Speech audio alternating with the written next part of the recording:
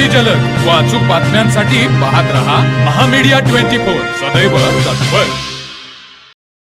राज्यातील ग्रामीण रस्ते व पुलांच्या पायाभूत सुविधांना चालना देण्यासाठी सार्वजनिक बांधकाम विभागामार्फत नाबार्डच्या ग्रामीण पायाभूत सुविधा विकास निधी RIDF अंतर्गत 16,50,00,000 रुपयांच्या विकास कामांना मंजुरी देण्यात आली आहे।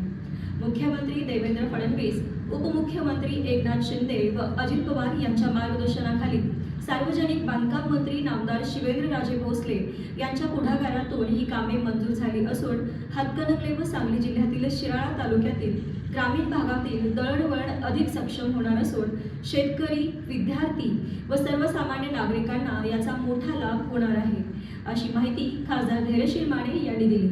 हातकणंगले तालुक्यातील प्रमुख जिल्हा मार्ग क्रमांक 96 व 102 तसेच सांगली जिल्ह्यातील शिराळा तालुक्यातील प्रमुख व इतर जिल्हा मार्गांवरील वाहतूक अडथळे दूर करण्यासाठी ही कामे उपयुक्त ठरणार आहेत।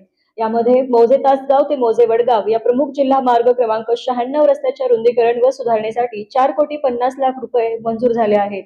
तसेच या मार्गावरील निलेवाडी पारगाव रस्त्यावर जुने पारगाव गावाजवळ लहान पुलाच्या बांधकामासाठी 1,50,00,000 रुपये मंजूर करण्यात आले आहेत। याशिवाय हातकणंगले तालुक्यातील प्रमुख जिल्हा मार्ग क्रमांक 102 तारदाळ ते राष्ट्रीय महामार्ग क्रमांक 166 या रस्त्याच्या रुंदीकरण व सुधारणेसाठी 5 कोटी रुपये मंजूर झाले आहेत।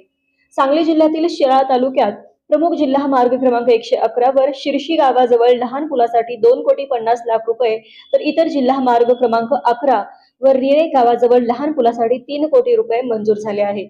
या सर्व विकास कामांमुळे ग्रामीण भागातील दळणवळण अधिक सुरक्षित व वेगवान होणार असून शेतीमालाची वाहतूक सुलभ होणार आहे। विद्यार्थी, कामगार, व्यापारी व आपत्कालीन सेवांना याचा थेट लाभ मिळणार आहे। या कामांसाठी खासदार धैर्यशील माने यांनी सातत्याने पाठपुरावा केला असून त्यांच्या मागणीला सार्वजनिक बांधकाम विभाग व नाबार्ड करून सकारात्मक प्रतिसाद मिळाल्याने या विकास कामांना अखेर मंजुरी मिळाली आहे। तर मग चला सबस्क्राईब करायला विसरू नका महामीडिया 24 न्यूज चॅनलला। महामीडिया 24 सदैव तत्पर।